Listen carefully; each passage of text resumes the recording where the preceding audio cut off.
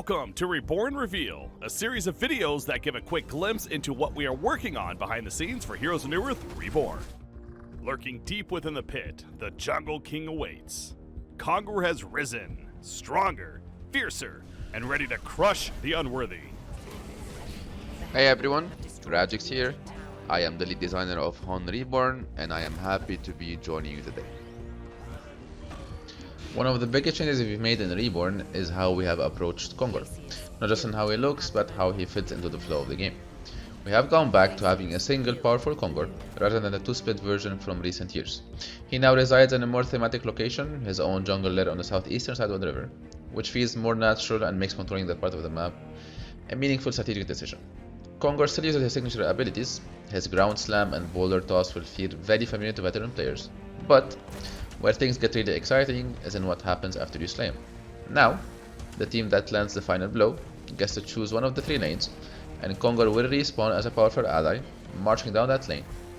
He will focus on clearing enemy creeps and start dealing immense damage to towers, forcing the opposing team to respond in any way possible.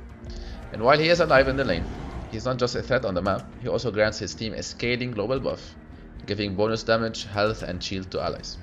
This rework gives teams a huge strategic incentive, not just to control Kongor, but to decide when and where to use him. It also creates dynamic late game moments where one fight can swing the momentum entirely. Overall, our goal was to make Kongor feel epic, impactful, and rewarding, while still staying true to what HoN players have loved for years. Hey everyone, Luca here to give you a brief rundown on the visual updates for Kongor and his lair. In Reborn, the big ape himself got a pretty extensive overhaul, from having a much more detailed model, new animation sets, to using high fidelity textures, all while his core design stayed true to the classic look from all those years ago.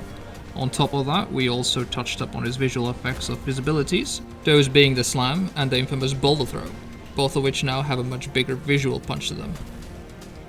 The Kongor lair itself got redone from the ground up, expanding upon the foundations that were already there and leaning really hard into this primal motif. Bones, skulls, all sorts of trophies, both big and small, scattered throughout his lair, elements that really reflect the sheer savagery and strength of the beast. Gameplay wise, it's bigger, giving the player more space for mobility, general positioning, and most importantly, accommodating those big game changing teamfights that happen around the lair itself.